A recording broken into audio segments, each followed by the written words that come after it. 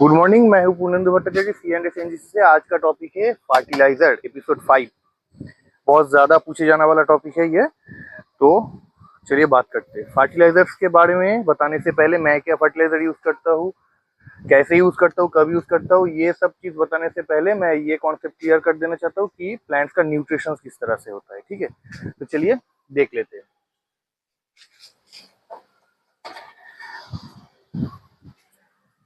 Plant nutritions mainly दो तरह के होते हैं। एक होता है मैक्रो, दूसरा होता है माइक्रो।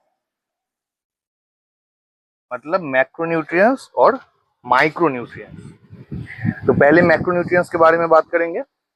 मैक्रोन्यूट्रिएंट्स दो तरह के होते हैं या फिर तीन तरह के। मैक्रो वन, या फिर आप उसको प्रिलिमिनरी, सेकेंडरी एंड टर्शियरी, ये तीनों पार्ट में डिवाइड कर सकते हैं। तो मैक्रोन्यूट्रिएंट ये मेनली मैं तीन पार्ट नहीं दिखाऊंगा, यहाँ पर मैं दो पार्ट दिखाऊंगा क्योंकि तीसरे पार्ट का कोई खास जरूरत है नहीं। ठीक है। मैक्रो वन में आता है प्राइमरी, जिसमें आता है NPK। सेकेंडरी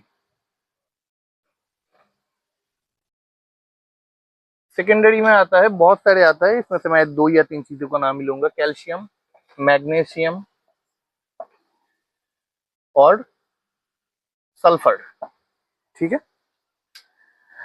और तीसरा जो चीज है न्यूट्रिएंट्स में, उसमें ऑक्सीजन आ गया, कार्बन डाइऑक्साइड आ गया, पानी आ गया, तो वो सब प्लांट खुद ब खुद ले लेता है। तो उसके लिए हमें कुछ ज्यादा कुछ करने का जरूरत है नहीं। तो ये दोनों मैक्रो न्यूट्रिएंट्स जो प्लांट्स को बेसिक तौर पर जरूरत होता है, पहले इन दोनों को समझ लेते हैं कि इन दोनों का काम क्या है, कैसे इनको देना चाहिए, कब जरूरत पड़ता है प्लांट्स को। ठीक है। तो पहले प्राइमरी के बारे में बात कर लेते हैं। जो नाइट्रोजन होता है, इसका काम होता है जो प्लांट्स का जो अपर पार्ट है, जो सॉइल के ऊपर रहता है, उसको ग्रो होने में ये हेल्प करता है। ठीक है। इसके बाद आ गया फास्फोरस। इसका काम होता है जो प्लांट्स का रूट होता है, उसको ग्रोथ में काम आता है। इसके बाद आ गया पोटेशियम। ये क्या होता है, ये जब फ्लावर आता है तब काम में आता है ये।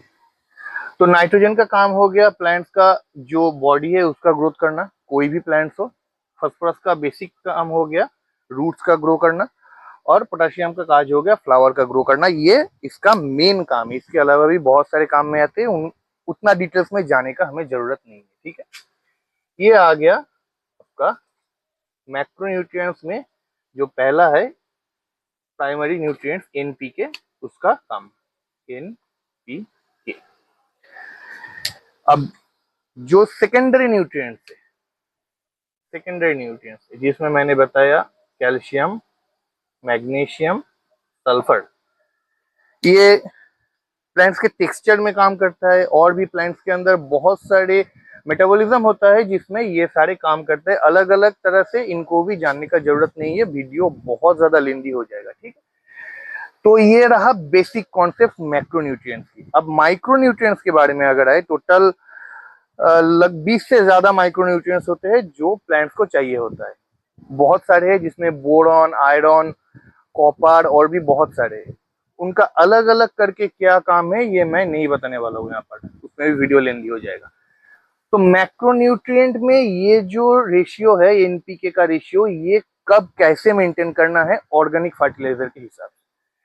जो छोटा प्लांट होता है, जो सीडलिंग्स होता है, हाफ इंच से 1.5 इंच तक, या फिर फ्लावरिंग स्टेज से पहले प्लांट्स का ग्रो होने में, प्लांट्स को मैच्योरिटी एज तक पहुंचाने में नाइट्रोजन हेल्प करता है। ठीक है। ये हेल्प करता है। फास्फोरस हमेशा और हमेशा, चाहे वो सीडलिंग हो या फिर बड़ा प्लांट हो, रूट्स का ग्रो होने में काम आता है। ठीक है। और पोटेशियम फ्लावर के लिए काम आता है।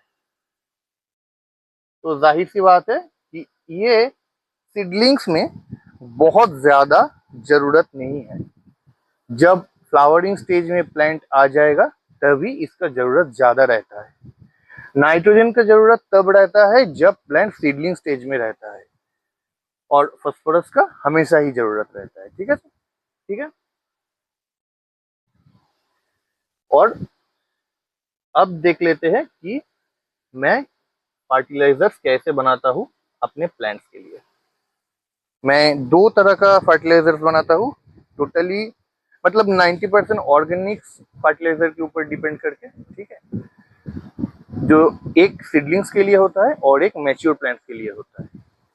कब देना चाहिए ये? ज्यादातर अगर आपके पास अच्छा शेड है, आप अगर अच्छा एटमोस्फियर दे रहे हो प्लांट को, तो सीडलिंग्स जो होता है वो पूरा साल भर ग्रो करता है। ऐसा नहीं है कि उसका कुछ डोरमेंसी अगर आता भी है तो बहुत ज्यादा दिन के लिए नहीं आता है, तो उनके लिए फर्टिलाइजर्स हमेशा ही जरूरत रहता है। और जो मैच्योर प्लांट है वो एक डीप डोरमेंसी लेता है ड्यूरिंग विंटर, जब टेम्परेचर 25 डिग्री सेल्सियस से नीचे चला जाता है, during day not night. Okay, तब वो धीरे धीरे डोरमेंसी में चला जाता है, और जब टेम्परेचर 15 डिग्री से 20 डिग्री सेल्सियस के नीचे चला जाता है तब वो फुल डोरमेंट हो जाता है। ना ही उसको पानी का जरूरत है, ना ही उसको फर्टिलाइजर का जरूरत है, ना उसका मेटाबॉलिज्म चलता है, कुछ नहीं, वो बस सो जाता है। ठीक है, ये मेरा खुद का एक्सपीरियंस है। तो पहले हम मदर प्लांट्स के बारे में बात कर लेते हैं, जो मैच्योर प्लांट्स है उसको कब फर्टिलाइजर देना है। मैं जहां पर रहता हूँ वेस्ट बंगाल में, यहाँ पर फरवरी महीने के मिडिल या अंत तक विंटर खत्म हो जाता है और प्लांट्स का डोरमेंसी ब्रेक होना चालू हो जाता है। ठीक है, तो मैं रिपोर्ट करता हूँ प्लांट, मदर प्लांट्स रिपोर्टिंग मैं करता हूँ जनवरी में, जनवरी के मिडिल 15 जनवरी रिपोर्टिंग शेड्यूल मेरा रहता है 15 of January to 31 of January. इस बीच में जो मदर प्लांट्स है मैं उसको रिपोर्ट कर देता हूँ। रिपोर्ट करने के बाद पानी बिल्कुल नहीं देना है। ठीक है, no water, no water. Repotting के बाद पानी बिल्कुल नहीं देना है। रिपोर्टिंग करने से मतलब 15 जनवरी से मैं प्लांट्स को रिपोर्टिंग करना चालू कर देता हूँ, तो उससे कम से कम 10 दिन बिफोर 10 डेज, ठीक है, मैं प्लांट्स को अपरूट करके, रूट ट्रिम करके, रूट से पुराना सॉइल जो है उसको निकाल के उसको शेड के अंदर ड्राई करने के लिए रख देता हूँ। ठीक है, बिफोर 10 डेज, मतलब 15 जनवरी से अगर आप प्लांट रिपोर्टिंग चालू कर देते हो तो 5 जनवरी को आपको जो भी मदर प्लांट है 5 जनवरी, ये उससे पहले पूरा प्लांट उठा के एकदम क्लियर करके उसको ड्राई करने के लिए रख देना है। रिपोर्टिंग करने के बाद कम से कम 15 डेज पानी नहीं देना है। 15 डेज कुछ नहीं होगा प्लांट में, अगर आप पानी नहीं देंगे तो कुछ नहीं होगा, रूट्स अच्छे से ग्रो होना चालू हो जाएगा।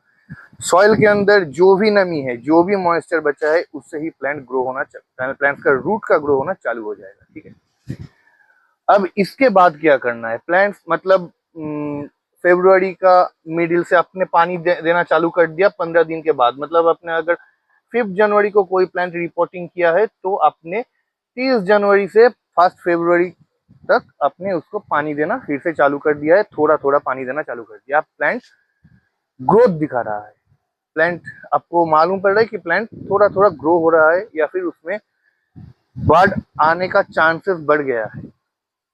तो क्या करना है, इस टाइम पे प्लांट्स को सबसे ज्यादा जरूरत रहता है माइक्रोन्यूट्रिएंट। ठीक है, तो तीसरा बात आपको ख्याल रखना है, माइक्रोन्यूट्रिएंट।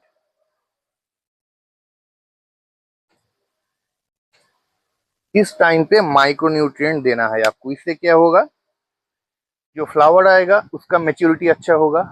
अगर आप पॉलिनेशन करते हो तो जो सीड्स आएगा बहुत अच्छा मैच्योर सीड आएगा, और प्लांट का जो ओवरऑल हेल्थ है वो भी मेंटेन रहेगा।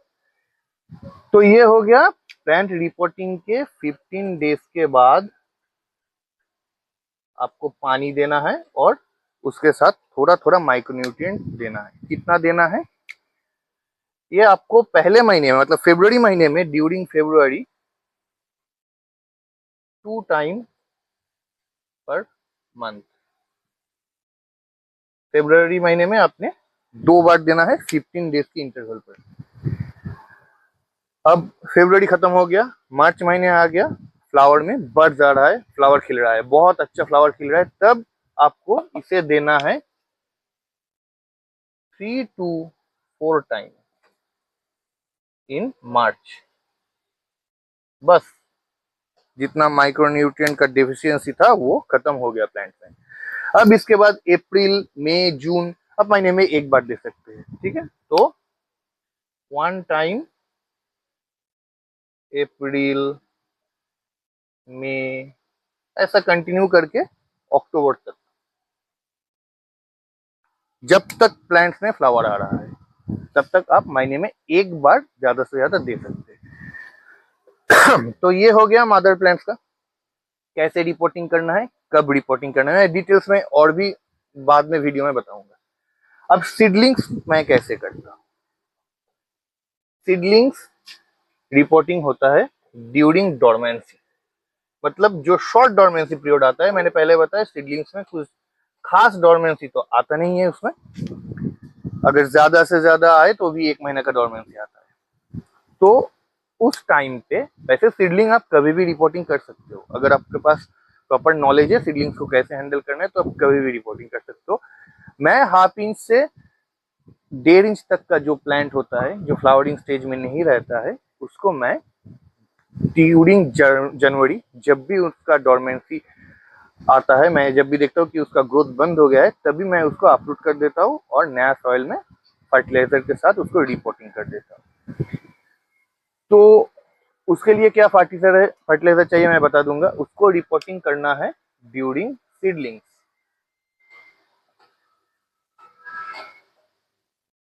During first week of January. ठीक है, इसमें भी रिपोर्टिंग के बाद no water for 10 to 15 days, ये ध्यान में रखना है। 10 से 15 दिन के लिए पानी नहीं देना है। इसमें कुछ प्रॉब्लम नहीं आएगा, प्लांट्स अपना रूट जो है वो ग्रो करना चालू कर देगा। ठीक है, प्लांट्स डिहाइड्रेट नहीं होगा। इसके बाद जब 10 से 15 दिन हो गया आपने पानी नहीं दिया है, इसके बाद थोड़ा थोड़ा स्प्रे करके पानी दे सकते हैं, मॉइस्चर या वाटर होल्ड नहीं होना चाहिए। ठीक है, इसके बाद जब फरवरी का मिडिल, मतलब 15 फरवरी जब आ जाता है, तब एक बार 1 टाइम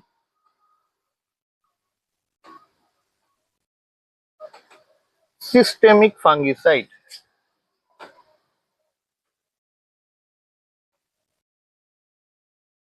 एक बार सिस्टेमिक फंगिसाइड देना है फरवरी के मिडिल में। तब तक डोरमेंसी प्रॉपरली ब्रेक होने के लिए जितना टेम्परेचर होना चाहिए उतना टेम्परेचर आ जाता है वेस्ट बंगाल में, तो तब मैं एक बार सिस्टेमिक फंगिसाइड से ट्रीट करता हूँ प्लांट को। ठीक है, इसके बाद मार्च से कैसे ट्रीटमेंट करना है, कैसे फंगिसाइड देना है, ये फंगिसाइड का वीडियो में आपको मिल जाएगा। तो ये ग्रो होना चालू हो गया, एक बार सिस्टेमिक फंगिसाइड आपने दे दिया है फरवरी के मिडिल में। अब मार्च महीने से मार्च महीने से 1 टाइम माइक्रोन्यूट्रिएंट पर मंथ, महीने में एक बार आपको माइक्रोन्यूट्रिएंट देना है। सॉइल में वाटर के साथ भी दे सकते हैं, स्प्रे भी कर सकते हैं। स्प्रे करना है तो अर्ली मॉर्निंग करना है, अगर वाटरिंग करना है तो भी अर्ली मॉर्निंग करना है। स्प्रे करना है तो प्लांट्स का जो स्किन है वो स्किन गर्म हो जाने से पहले स्प्रे करना है, अगर वाटरिंग करना है तो सॉइल गर्म होने से पहले देना है। ठीक है, तो ये हो गया कैसे देना है। अब क्या क्या देना है, चलिए ये भी देख लेते हैं कि हम सीडलिंग्स के लिए कैसे फर्टिलाइजर्स बनाएं, ऑर्गेनिक बेस, और मैच्योर प्लांट्स के लिए कैसे बनाएं। चलिए देख लेते हैं। तो पहले बात करते हैं मैच्योर प्लांट्स के फर्टिलाइजर्स मैं कैसे बनाता हूँ इसके ऊपर, ठीक है। बहुत सारे लोगों का बहुत अलग ओपिनियन हो सकता है, और मेरा ओपिनियन ये है, आपको जैसा पसंद है आप वैसा फॉलो कीजिए, ठीक।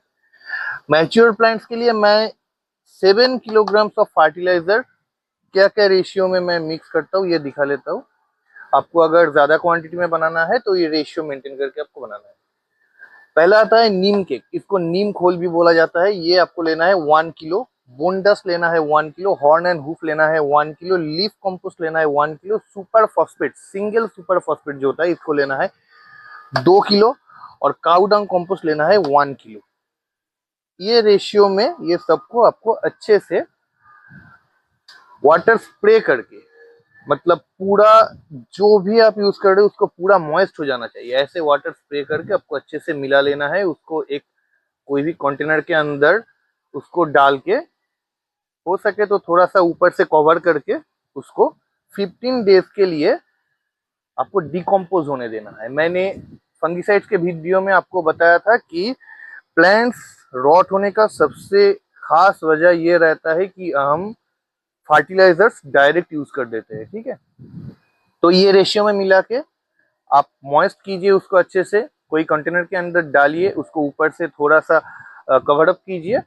15 दिनों के लिए उसको ऐसे ही छोड़ दीजिए। ज्यादा धूप आता है ऐसे जगह पे नहीं रखना है, थोड़ा सा छांव में रखना है। 15 दिन हो गया, वो अच्छे से डिकम्पोज हो गया। अब उसको सन ड्राई करना है, एकदम पूरा बिछा दीजिए। कोई प्लास्टिक वगैरह कुछ भी नीचे डाल के उसके ऊपर उसको पूरा बिछा दीजिए। 2 या 3 दिन में, अगर आपके एरिया में ड्यूरिंग विंटर ड्राइनेस बहुत ज्यादा रहता है तो आप उसको 2 या 3 दिन में आप ड्राई कर सकते हैं, ठीक है। इसके बाद ड्राई हो जाने के बाद उसके साथ फिर से 2 किलो सुपर फॉस्फेट मिला लेना है। तो यहाँ पर था आपका 7 किलो, 2 किलो मिलाने के बाद यहाँ पर हो गया आपका 9 किलो, ठीक है। 9 केजीज हो गया। अब फिर से उसको उसके साथ 2 किलो सुपर फॉस्फेट मिलाना है, और फिर से उसको मॉइस्ट करना है जैसे आपने पहले किया था। उसके बाद 15 डेज के लिए फिर से सेम प्रोसेस में आपको उसको डिकम्पोज करना है। फिर तो टोटल पहले 15 डेज, उसके बाद 2 किलो सुपर फॉस्फेट और मिला के आपको और 15 दिनों के लिए उसको डिकम्पोज कर लेना है। उसके बाद उसको फाइनली बहुत अच्छे से सन ड्राई कीजिए। सन ड्राई हो जाने के बाद उसको किसी कंटेनर में एकदम एयरटाइट करके आप उसको स्टोर कर लीजिए। ये हो गया आपका साल भर का फर्टिलाइजर्स मदर प्लांट के लिए। अब जो वीडियो में मैंने आपको बताया था कि सॉइल कैसे प्रिपेयर करना है, वहां पर मैंने आपको बताया था कि आपको सैंड लेना है 4 पार्ट, सिंडल लेना है 1 पार्ट, और परलाइट या प्यूमिस्टोन लेना है आपको 1 पार्ट, हो गया। उसके साथ फर्टिलाइजर 1 पार्ट लेना है। मैंने उस वीडियो में भी बताया था कि आप फिलहाल काउडंग कंपोस्ट यूज कीजिए, बहुत ही अच्छा फर्टिलाइजर होता है काउडंग कंपोस्ट। और जब मैं फर्टिलाइजर का वीडियो बनाऊंगा तब मैं बता दूंगा फर्टिलाइजर कैसे यूज करना है। तो ये जो रेशियो था मदर प्लांट के लिए, sand 4 part, cinder 1 part, perlite या प्यूमिस्टोन 1 पार्ट, इसके साथ फर्टिलाइजर आप 1 पार्ट यूज कीजिए। ये वॉल्यूम के ऊपर है, किलो के हिसाब से नहीं है, ये वॉल्यूम के हिसाब से है, ठीक है। ये मिला लेने के बाद आप उसमें जैसा मैंने बताया वैसे प्लांट को ड्राई करके 10 दिन उसको ड्राई करने के बाद उसको इसमें बिठा दीजिए। ध्यान रखना है, इसको मिलाने के टाइम पे आपको सॉइल में थोड़ा सा पानी स्प्रे करके मॉइस्ट करना है, ताकि परलाइट जो है वो प्रॉपरली मिक्स हो सके और सॉइल में थोड़ा बहुत मॉइस्चर रह सके। क्योंकि आप जब प्लांट को रिपोर्टिंग करेंगे उसके बाद आपको पानी नहीं देना है, ये मैंने बताया था। तो सॉइल बनाने के टाइम पे जितना मॉइस्चर सॉइल के अंदर रहेगा वही काफी रहेगा। जितना दिन आप प्लांट्स को पॉटिंग करने के बाद पानी नहीं देते हैं उतने सारे दिन के लिए, ठीक है। अब ये आपने बना लिया, ये एक स्लो रिलीज फर्टिलाइजर हो गया, organic based slow release fertiliser, ठीक। इसके बाद आपको फरवरी महीने में आपने ये कंप्लीट कर लिया, रिपोर्टिंग कंप्लीट कर लिया। माइक्रोन्यूट्रिएंट्स कैसे देना है मैंने आपको बता दिया है। अब महीने में एक बार, लेकिन आपको मार्च महीना छोड़ना है। फरवरी महीने में आपने पूरा फर्टिलाइजर के साथ एकदम गर्मा गर्म सॉइल बना के प्लांट्स को दिया है, वो अच्छे से रूट्स ग्रो हो रहा है, फ्लावर आ रहा है। मार्च महीना छोड़ के अप्रैल महीने से शुरू करके एकदम अगस्त महीने तक, अगस्त या सितंबर महीने तक आपको हर महीने में थोड़ा थोड़ा ये जो फर्टिलाइजर है ये आपको फिर से सॉइल में देना पड़ेगा, लेकिन प्लांट्स को अपरूट करने का जरूरत नहीं है। मैं आपको दिखा रहा हूँ कैसे देना है। समझ लीजिए ये एक प्लांट है जो मैंने फरवरी महीने में बिठाया था। मार्च महीने में कुछ फर्टिलाइजर मैंने इसमें दिया नहीं, माइक्रोन्यूट्रिएंट दिया है, ये फर्टिलाइजर मैंने नहीं दिया है, ठीक है। अब अप्रैल महीने में मैं क्या करूंगा, इसका जो साइड है यहाँ से मैं थोड़ा सॉइल बाहर निकालूंगा। ये एक 6 इंच का पॉट है, इस 6 इंच पॉट के लिए मैं 2 या 3 टेबल स्पून ये फर्टिलाइजर इसके साइड से, एकदम पॉट के साइड से ऊपर से डालूंगा, और जो सॉइल मैंने इससे बाहर निकाला था वही सॉइल इसमें दोबारा डाल के कवर अप कर दूंगा। ये तब करना है जब सॉइल ड्राई हो, सॉइल मॉइस्ट होने पर नहीं करना है। और ऐसा करके फर्टिलाइजर देके सॉइल इसमें दोबारा डाल के कवर अप करने के बाद या फिर मल्चिंग करने के बाद 2 से 3 दिन के बाद इसमें पानी देना है, ठीक है। तो ऐसा अगर आप हर महीने करेंगे, मार्च को छोड़कर अप्रैल, मई, जून, जुलाई, अगस्त, या फिर ज्यादा से ज्यादा सितंबर तक, आपके जगह पर कितना देर तक समर रहता है उस हिसाब से, जिस महीने में समर चला जाता है, समर कंप्लीट हो जाता है, मानसून भी कंप्लीट हो जाता है, विंटर आने वाला होता है, उससे 1 महीना पहले आपको ये फर्टिलाइजर देना स्टॉप कर देना चाहिए, ठीक है। माइक्रोन्यूट्रिएंट का मैंने बता दिया, फर्टिलाइजर का मैंने बता दिया, फंगिसाइड्स के वीडियो में आपको फंगिसाइड्स का मिल गया।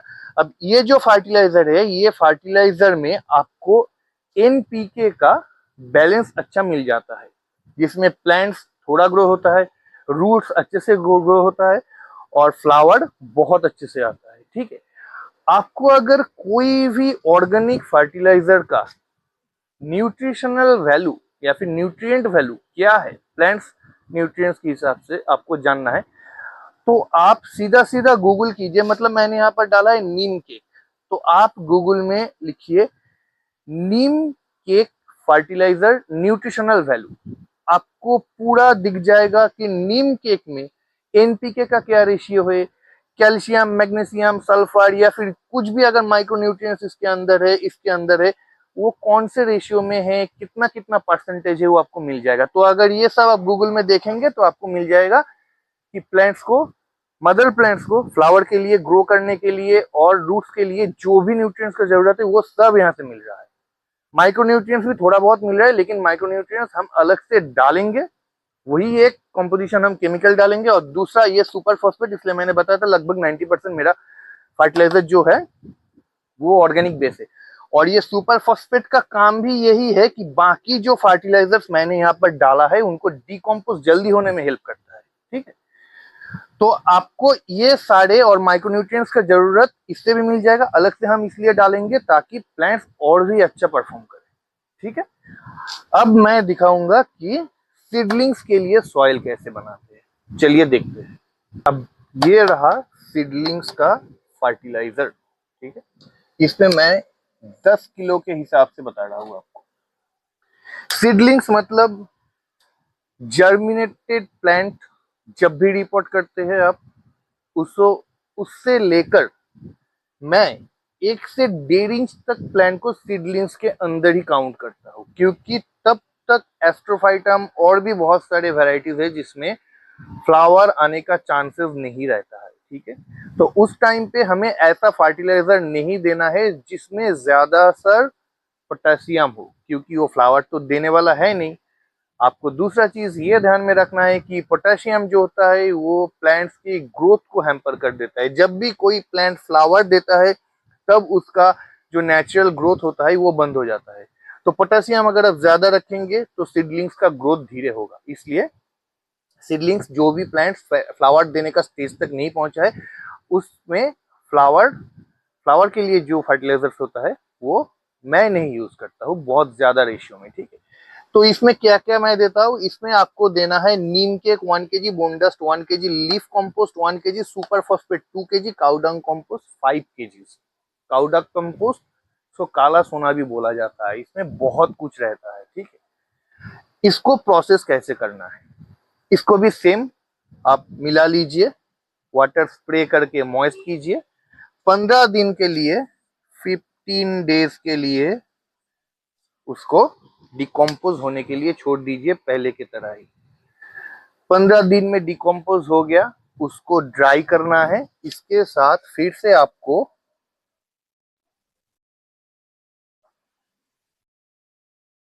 सुपर फॉस्फेट 1 kg देना है और फिर से 15 दिनों के लिए डिकम्पोज होने के लिए छोड़ देना है। सुपर फॉस्फेट, इसमें फॉस्फोरस जो होता है वो कुछ रह जाता है फर्टिलाइजर्स के अंदर, जो रूट के ग्रो होने में काम आता है, और ज्यादातर हिस्सा ये जो बाकी का चीज है इसको डिकम्पोज करने में ही चला जाता है, ठीक है। तो 15 दिन आपने पहले इनको मिलाया, मॉइस्ट किया, 15 दिन के लिए डिकम्पोज किया, उसके बाद सन ड्राई किया, सन ड्राई होने के बाद फिर से सुपर फॉस्फेट मिलाया, उसके साथ फिर से मॉइस्ट किया, फिर से 15 दिन के लिए आपने उसको छोड़ दिया डिकम्पोज होने के लिए। डिकम्पोज हो जाने के बाद आपने सन ड्राई किया, उसको एयरटाइट कंटेनर में आपने स्टोर किया, आपका हो गया सीडलिंग्स का फर्टिलाइजर रेडी। ये फर्टिलाइजर में ये भी एक स्लो रिलीज फर्टिलाइजर है, ऑर्गेनिक बेस्ड। इसमें नाइट्रोजन ज्यादा रहता है क्योंकि काउडंग कंपोस्ट, नीम केक और लीफ कंपोस्ट ये ज्यादातर नाइट्रोजन रिलीज करता है, ठीक है। तो ये हो गया आपका 10 किलो के हिसाब से। आप जितना ज्यादा क्वांटिटी में बनाएंगे रेशियो यही सेम रखना है आपको। अब ये सीडलिंग्स फर्टिलाइजर को आपके किस रेशियो में यूज करना है सॉइल के साथ, सॉइल का वीडियो में देख लेना, मैंने बताया था हाफ से 1 पार्ट। तो सैंड लेना है 4 पार्ट, सिंडर लेना है 1 पार्ट, परलाइट लेना है 1 पार्ट, फर्टिलाइजर लेना है हाफ पार्ट, ठीक है। ये वॉल्यूम के हिसाब से लेना है आपको। सैंड हो गया 4 पार्ट, सिंडर हो गया 1 पार्ट, परलाइट हो गया 1 पार्ट, फर्टिलाइज हो गया आप हाफ पार्ट। आपने इसको मिला लिया, मॉइस्ट करके मिलाना है आपको, जैसा मैंने पहले बताया था। उसके बाद आप जनवरी के पहले महीने में, जैसा मैंने बताया, सीडलिंग्स को रिपोर्टिंग कर दिया। ये सॉइल बनाने के बाद जो मॉइस्चर रहेगा वही काफी रहेगा प्लांट्स के पहले 15 या 10 दिन के लिए। आपको पानी नहीं देना है उस वक्त, ठीक है।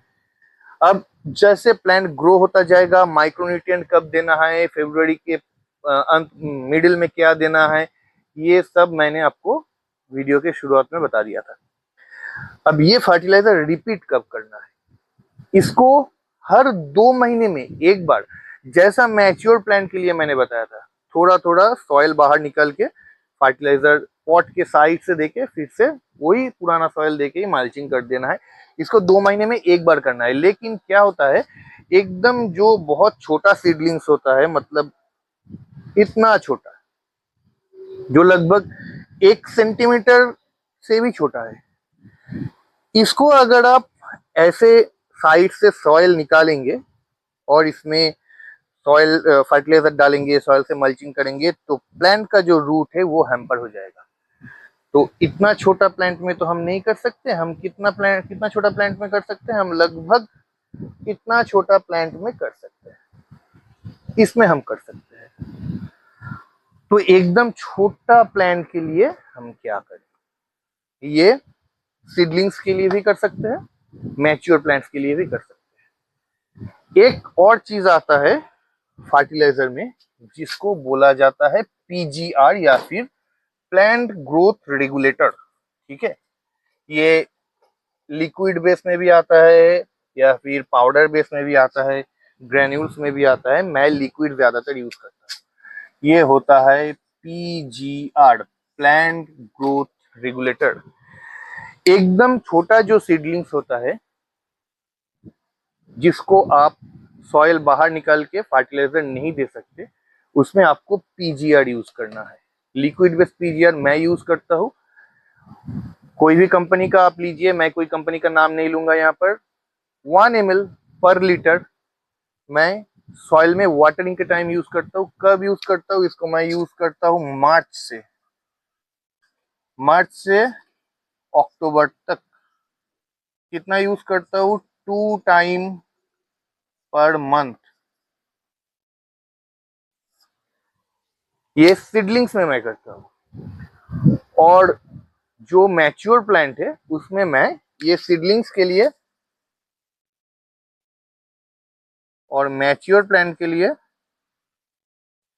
यही सेम रहता है,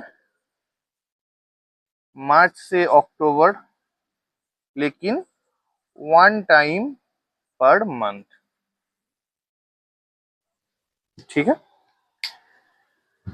ये आप अगर महीने 2 महीने में एक बार या फिर महीने में एक बार अगर आप फर्टिलाइजर फिर से डाल रहे हैं सॉइल में तो भी यूज कर सकते हैं, या फिर बिना फर्टिलाइजर यूज किए ही इसको यूज कर सकते हैं। ठीक है, ये प्लांट का ओवरऑल जो ग्रोथ है उस सिस्टम को रेगुलेट करता है, मतलब प्लांट्स पूरा साल सही से ग्रो करे।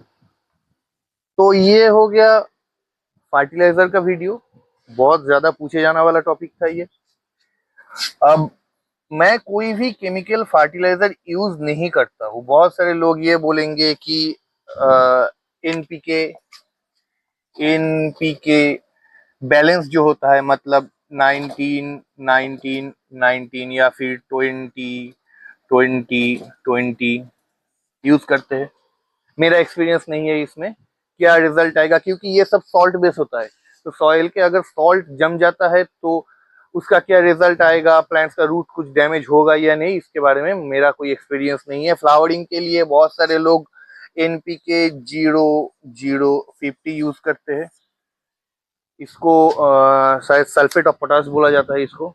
इसका भी मेरा कोई एक्सपीरियंस नहीं है। ठीक है, और एक प्लांट न्यूट्रिशन के बारे में कुछ लोगों का ये सवाल आ सकता है, जो प्रोफेशनल ग्रोअर है, बहुत दिन से ग्रो कर रहे हैं, कि सॉइल का पीएच बहुत मायने रखता है। प्लांट्स सॉइल से फर्टिलाइजर या न्यूट्रिशन अपटेक करेगा या नहीं, इसके लिए पीएच का बहुत ज्यादा वैल्यू रहता है।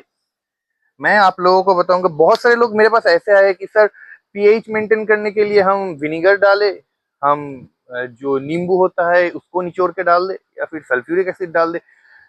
आपको अगर एक्सपीरियंस नहीं है, आपको अगर समझ में नहीं आ रहा है कि प्लांट्स सॉइल से फर्टिलाइजर ले रहा है या नहीं, आप बस एक चीज का ध्यान रखिए, आपका प्लांट हेल्दी है या नहीं, ग्रो कर रहा है या नहीं। ऐसा कभी कभी होता है कि प्लांट पूरा समर सीजन में 1 2 हफ्ते के लिए ग्रो होना बंद हो जाता है, उसमें कुछ टेंशन की बात नहीं है, प्लांट को भी रेस्ट चाहिए होता है। ठीक है, लेकिन अगर आपका प्लांट 1 महीना 2 महीना हो गया, प्लांट ग्रो नहीं हो रहा है, तब आपको प्लांट को निकालना है, देखना है कुछ डैमेज आया है, रूट रॉट का प्रॉब्लम आया है या फिर नहीं। अगर नहीं आया तो ड्राई कीजिए, उस सॉइल को, पुराने सॉइल को अलग से रखिए, नए सॉइल में डाल दीजिए, प्लांट्स फिर से ग्रो होना चालू हो जाएगा। इसके लिए पीएच मेंटेन करने के लिए कुछ ना डाले सॉइल में, ये बहुत ज्यादा सेंसिटिव मैटर है। अगर आपको पता नहीं चल रहा है कि सॉइल का पीएच क्या है, आप कुछ भी डाल रहे हो पीएच मेंटेन करने के लिए, तो उसका साइड इफेक्ट हो सकता है। ठीक है, कुछ लोग का ये कहना है, मेरा कुछ कस्टमर मुझसे ये पूछता है कि मैग्नीशियम सल्फेट या फिर एप्सम सॉल्ट डाल दे हम प्लांट्स को ज्यादा हरा भरा दिखाने के लिए। नहीं करना है ये सब। हर कोई केमिकल जो फर्टिलाइजर होता है उसका कुछ ना कुछ बेस एलिमेंट होता है। मतलब आप 19 19 19 20 20 20 जो भी रेशियो का फर्टिलाइजर या फिर मैग्नीशियम सल्फेट कुछ भी आप डाल रहे हो, तो वो एक फिलर के साथ आता है या फिर एक बेस के साथ आता है, जो ज्यादातर सॉल्ट बेस होता है। अगर आप सॉल्ट बेस फर्टिलाइजर या फिर केमिकल फर्टिलाइजर ज्यादा सॉइल में यूज करेंगे तो सॉइल डिग्रेड हो जाएगा, उस सॉइल को आप दोबारा रिसाइकल नहीं कर पाएंगे। अगर रिसाइकल करेंगे तो रूट डैमेज हो जाएगा। ठीक है, तो केमिकल फर्टिलाइजर, मेरा अगर ओपिनियन मानना है तो इसको अवॉइड कीजिए। चलिए, फर्टिलाइजर के लिए इतना ही, और ज्यादा लेंदी मैं नहीं करूंगा वीडियो को। और अगर आपको और कुछ जानना है फर्टिलाइजर के बारे में या फिर प्लांट्स हार्मोन्स के बारे में, वो भी एक बहुत बड़ा टॉपिक है कि हम हार्मोन्स का यूज करके प्लांट्स को कैसे फ्लावरिंग स्टेज में ला सकते हैं जल्दी। तो आप इस वीडियो के कमेंट में आपका जो भी रिक्वायरमेंट है उसको लिख दीजिए, मैं कोशिश करूंगा मेरा एक्सपीरियंस के हिसाब से उसके ऊपर बड़ी वीडियो बनाने के लिए। ठीक है, तो आज के लिए इतना ही, मिलते हैं किसी दूसरे वीडियो में। और फर्टिलाइजर के अलावा भी अगर आपको कुछ टॉपिक में वीडियो चाहिए तो कमेंट कीजिए, मुझे टॉपिक इन्फॉर्म कीजिए, मैं वीडियो बना दूंगा। चलिए मिलते हैं।